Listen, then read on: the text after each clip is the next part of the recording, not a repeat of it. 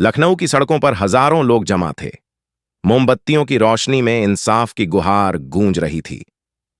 हम चाहते हैं न्याय, सिया को इंसाफ दो, कमल को फांसी दो। हर कोई गुस्से में था। न्यूज चैनल पर भी सिर्फ यही खबर छाई हुई थी। सोशल मीडिया पर बायना जस्टिस फॉर सिया ट्रेंड कर रहा था। कमल पुलिस कस्टडी में था। उसे 3rd डिग्री टॉर्चर दिया जा रहा था। बता, कब प्लान बनाया? क्यों किया सिया के साथ ऐसा? तेरे साथ और कौन था? कमल दर्द से चिल्ला रहा था, लेकिन उसकी जुबान पर बस एक ही बात थी। मैं निर्दोष हूं, मैंने कुछ नहीं किया। लेकिन कोई उसकी बात सुनने को तैयार नहीं था।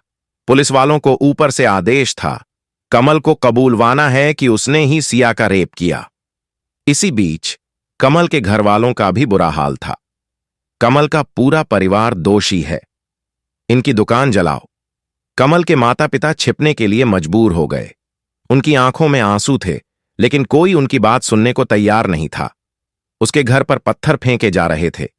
उसकी मां बेहोश पड़ी थी। उसके पिता पुलिस स्टेशन के बाहर गिड़गिड़ा रहे थे, मेरा बेटा ऐसा नहीं कर सकता, हमें बस एक बार उससे मिलने दो। लेकिन किसी को उनकी फिक्र नहीं थी। पुलिस लॉकअप में कमल पर जुल्म हो रहे थे।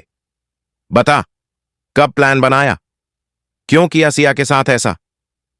तू ही था ना जिसने वीडियो वायरल किया। कमल की चीखें दीवारों में गूंज रही थीं। उसे बेल्ट से मारा जा रहा था। ठंडे पानी से नहलाया गया। नींद नहीं लेने दी गई। लेकिन वह एक ही बात दोहरा रहा था, मैं निर्दोष हूं। कमल ठंडे गंदे फर्श पर पड़ा हुआ था। उसके होंठ सूख चुके थे। पूरा शरीर दर्द से कराह रहा था। उसके पैरों में जंजीरें थीं और हाथों में हैंडकफ। अब भी कह रहा है कि तू निर्दोष है। एक पुलिस वाले ने उसकी पसलियों में घुटना मार दिया।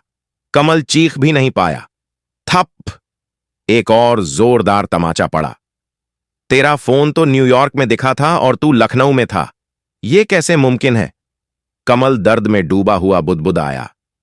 मुझे नहीं पता। झूठ मत बोल। इंस्पेक्टर के इशारे पर 2 पुलिस वालों ने बाल्टी भरकर बर्फीला पानी उसके ऊपर डाल दिया। कमल का शरीर झटके से कांपने लगा। तुझे पता है यह 3rd डिग्री क्या होती है? अगर तूने सच नहीं उगला तो अगले 24 घंटे में तेरी लाश भी नहीं मिलेगी।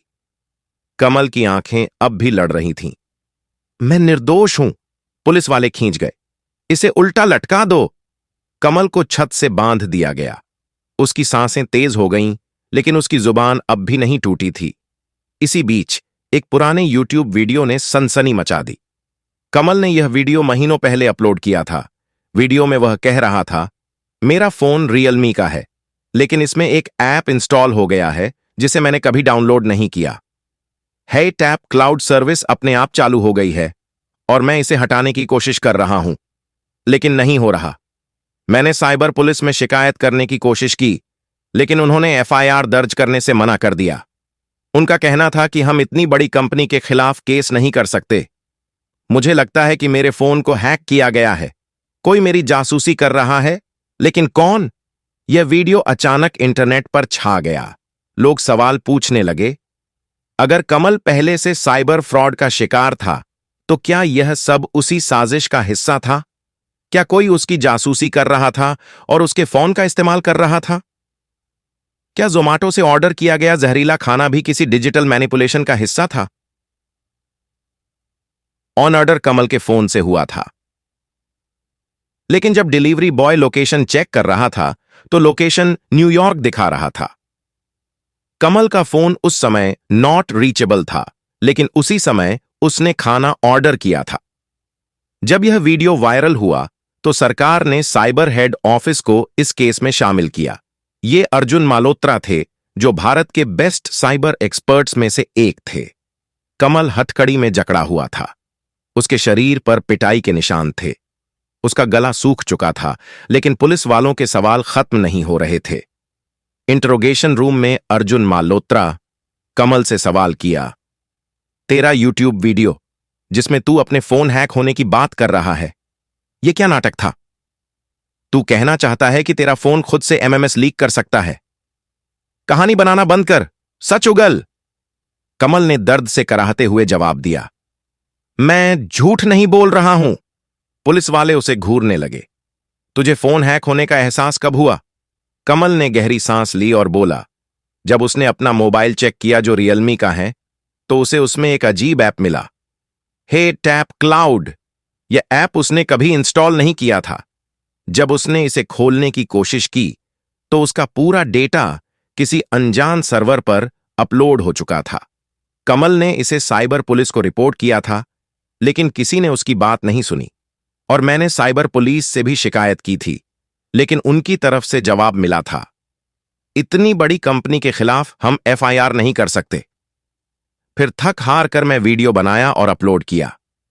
जब मैंने वीडियो अपलोड किया यूट्यूब पर, तो उसके 5-6 दिन बाद मुझे धमकी भरा ईमेल मिला। कैसा मेल? कमल ने कांपते हुए जवाब दिया, जिसमें किसी ने लिखा था कि अगर मैंने वीडियो डिलीट नहीं किया तो मेरी जिंदगी बर्बाद हो जाएगी। पुलिस वाले एक दूसरे की तरफ देखने लगे, क्योंकि तेरा वीडियो वायरल होता तो बड़ी कंपनियां इसमें फंसती है न? कमल ने सिर हिलाया। हां, लेकिन पुलिस को यकीन नहीं था। इंटरोगेशन रूम, कमल पर क्रॉस एग्जामिनेशन जारी था। तेरा फोन हैक हुआ था, यह तेरा दावा है, लेकिन सबूत क्या है? कमल का चेहरा पसीने से भीगा हुआ था। उसके होंठ फटे हुए थे, लेकिन उसकी आवाज में अब भी मजबूती थी। मेरा सबूत वही वीडियो है जो मैंने यूट्यूब पर डाला था। तू कहना चाहता है कि हे टैप क्लाउड सर्विस अपने आप ऑन हो गई तेरे फोन में? टीम का लीड अर्जुन मल्होत्रा था, बोला, हां, मैंने इसे एग्जिट करने की कोशिश की, लेकिन यह फिर भी एक्टिव रहा। पर तूने किसी और फोन पर यह चेक किया था? हां। कमल की आंखें जल रही थीं। उसने अपनी हथकड़ियां उठाईं, जैसे वह पुलिस वालों को चुनौती दे रहा हो। मैंने उसी वीडियो में एक दूसरा रियलमी फोन दिखाया था। उसमें यह सर्विस बिना यूजर की परमिशन मांगे ऑन नहीं हो रही थी, सिर्फ मेरे फोन में ऐसा हो रहा था। तो फिर अगर यह सर्विस तुझ पर नजर रख रही थी, तो क्या यह किसी बड़े प्लान का हिस्सा था? कमल ने ठंडी आवाज में जवाब दिया, अब आपको भी शक हो रहा है ना? और जब सिया के पास मिले अजीब टोकन रेड रूम 69 को अर्जुन ने देखा। यह कोई मामूली केस नहीं है, उनका असिस्टेंट बोला। सर, हमने डार्क वेब को डिकोड करने की कोशिश की, लेकिन जिस आईपी से सिया का वीडियो अपलोड हुआ वो बार बार कमल का दिखा रहा है। अर्जुन, लेकिन उस टाइम कमल सो रहा था। खाने में नींद की गोलियां जो थीं उसे। मतलब? अर्जुन की आंखें सिकुड़ गईं।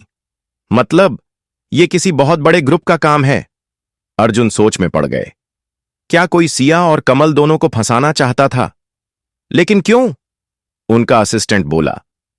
कमल ने बताया था, उसके यूट्यूब पर वीडियो अपलोड करने के बाद उसे ईमेल से धमकी मिली थी। अर्जुन बुदबुदाया, शिट, यह सब कमल के उस वीडियो के बाद शुरू हुआ। अब यह सिर्फ एक केस नहीं, बल्कि एक साइबर वॉर है। क्या इसका मतलब यह था कि असली खेल अभी शुरू हुआ था? अगले भाग में क्या हो सकता है? एक अर्जुन मल्होत्रा को एक और सबूत मिलता है जो केस को उलट सकता है।